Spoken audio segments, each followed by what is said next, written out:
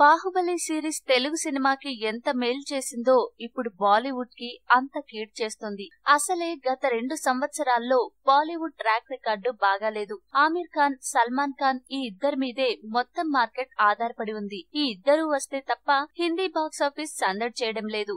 ఇక మరో ఖాన్ త్రయంలో ఒకప్పటి నెంబర్ 1 షారుఖ్ ఖాన్ పరిస్థితి రోజు రోజుకి చాలా దారుణంగా మారుతోంది. అక్షయ్ కుమార్ హిట్ కొట్టినా అదేమీ పెద్ద ఎఫెక్ట్ ఉండదు. హృతిక్ కూడా ఎప్పుడో చల్లబడ్డాడు.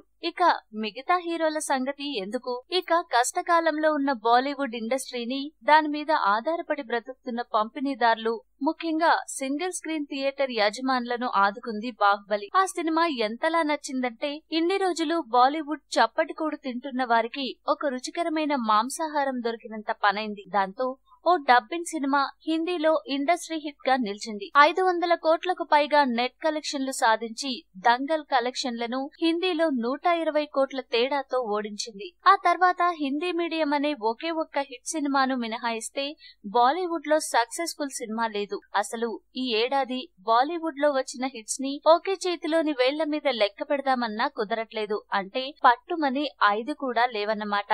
మొన్న సల్మాన్ ఖాన్ ట్యూబ్లైట్ అతిపెద్ద డిజాస్టర్ గా నిలిచి 100 కోట్లకు పైగా నష్టాలు తీసుకొస్తే, కొత్తగా వచ్చిన షారుఖ్ ఖాన్ సినిమా జబ్ హ్యారీ మెట్ సజల్ కనీసం థియేటర్లలో కరెంటు ఖర్చులు కూడా రాబట్టడం లేదు.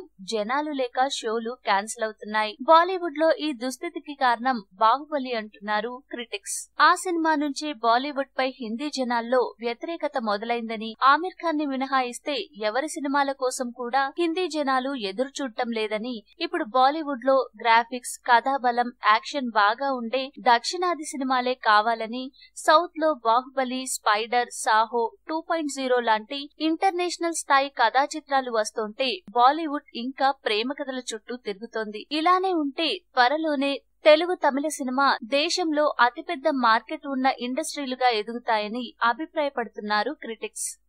ఈ వీడియో మీకు నచ్చితే లైక్ చేయండి, అందరికీ షేర్ చేయండి, కానీ సబ్స్క్రైబ్ చేయడం మాత్రం మర్చిపోకండి.